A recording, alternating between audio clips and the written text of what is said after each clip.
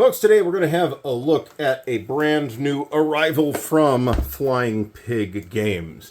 This is Volume 2 in the Black Swan series, The Rock of Chickamauga. This is exactly what it sounds like, the Battle of Chickamauga, my personal favorite Civil War battle to play.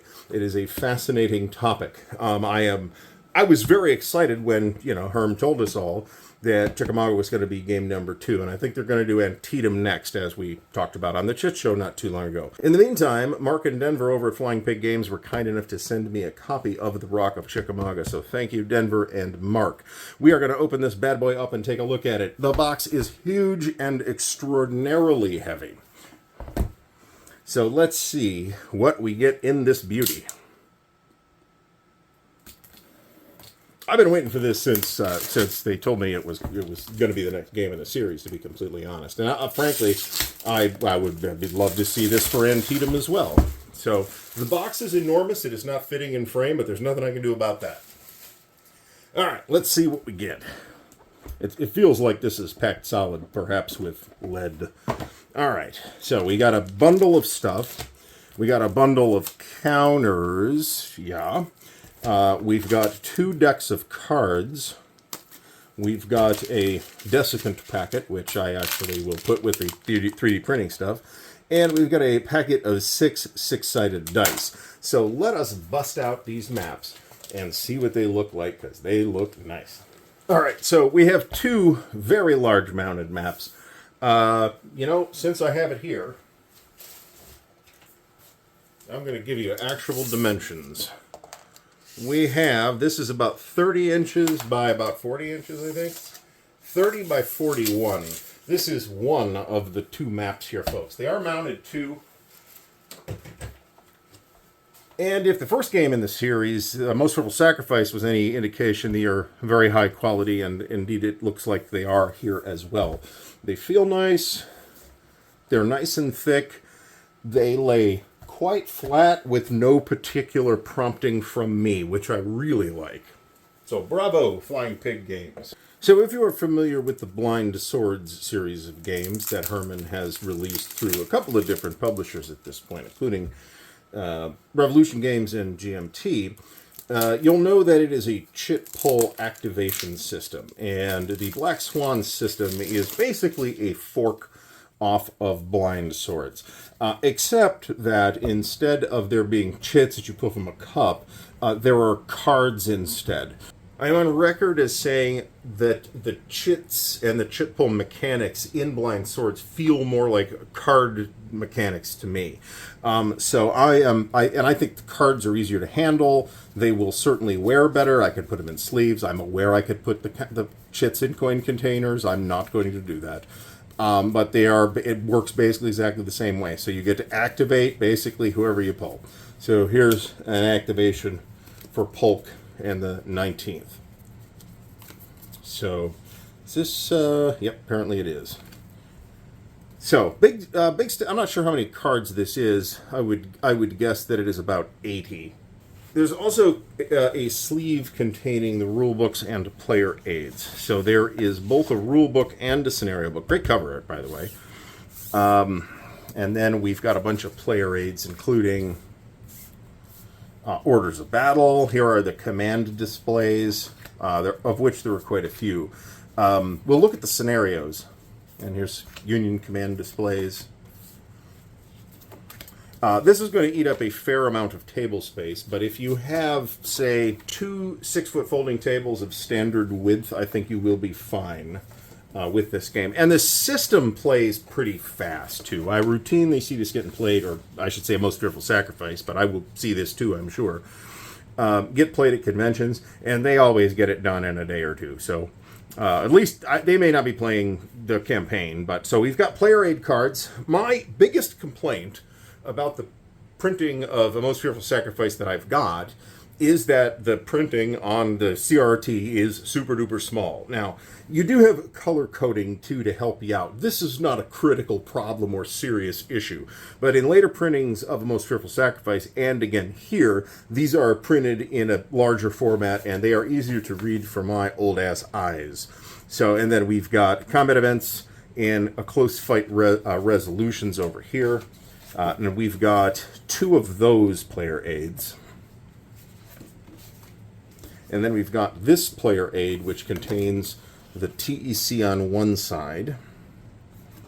And on the other side, we have a sequence of play, command table results, and a bunch of other miscellaneous stuff. And I'm only seeing 1 of these. But that's not a huge problem. I'm not sure if Flying Pig does like digital player aids you can download or not. I should actually investigate that. So the rule book. This is not an incredibly complex game. 32 pages in the rule book, but that does count the covers. Here is the man himself, George Thomas, the Rock of Chickamauga. Full color glossy paper. The print is fairly small, but the layout is a bit luxurious, so it's not probably as dense as the small text would necessarily say. Not to say that this is a beginner game. I mean, it is, after all, very large and heavy and kind of expensive. But we have... and there's a lot of examples of play in the back here, too. So, for instance, these are all examples of play. So you're getting a lot of that as well. We'll see what's in the scenario book as well. Overnight game turns. Here's a comprehensive example of play, fabulous card draw phase. These, I think, just explain the cards and what exactly they're doing. I notice a special thanks to David Powell as well, who's written the definitive books, in my opinion anyway, on the Chickamauga campaign and its aftermath. So that's always great to see. And of course, Mr. Powell has a wargame pedigree as well. So this looks like blurbs for Most Fearful Sacrifice. And there's a Pipe Creek expansion, I'll point out. So the scenario book is 56 pages, again, including covers. And unless I miss my guess, we will have plenty. And it's straight into scenarios, too, so we don't have to really worry about... So there really isn't like a pure series rulebook for the Black Swan games, at least at this time. We don't get a game-specific rulebook. It's just straight into the scenarios and designer's notes. So scenario 1, get there firstest with the mostest. And we can see there are map cutouts here. The glare might be battling you, and if so, I apologize, of the play area for this scenario. Scenario 2, an isolated brigade, another relatively small scenario. It would be kind of nice to have scenario maps for these smaller scenarios. I would not expect such a thing to be mounted, however. Scenario 4, so there's going to be a lot of scenarios. Scenario 6, large scenarios. Oh, that's nice. They actually rank them small, medium, and large. I like that. So you can see with a glance at the bold print. Oh, this looks like good. I want a big scenario today. This is cool. Old MacDonald had a farm, a medium scenario. You can see it's over here. The pages are a little sticky. Maybe my skin is dry because it's in, I've been living in the air conditioning for the last couple of months. No charge as you are. No charge as you are. Okay, small scenario. Scenario 12, I never saw better fighting. Scenario 13, this terrible sound, large scenario. So there's an ample scenario selection here. And I am very much fighting the pages. There's 14. This is me, however. This is not actually a problem with the book. My fingers have just dried. Scenario 15. Sounds like there's 16. The devil went down to Georgia. Very good. This does take place in Georgia, if you didn't know. Rocket Chickamauga designer's notes from Herman. Counter graphics notes. Very nice. Okay. We've got state flags of the military flags. This is actually pretty cool that they've included this. I like that. Manifests of infantry and cavalry regiments represented by each unit counter. So this is sort of a regimental level system, except that regiments that fought together tend to be lumped together up to a certain size, so that it expedites the... For example, in like a GBACW game, you might have 80 chits in the cup. This is a little tighter than that. That is a pure regimental scaled game, where this is not. Now, we will look at the counters, which have also come in this wrapped in this parcel. And I think this was a good idea, too, because last time, as I recall, these popped right out of the sheet. So let's open these guys up and take a look. I really like the counters for this. I think they are evocative and extremely well made. All right. So we've got 4 big counter sheets and 1 slightly less big counter sheet, which is about a standard size counter sheet. And it looks like we have got about 5/8 inch counters here. These are on a quite thick brown coarse stock.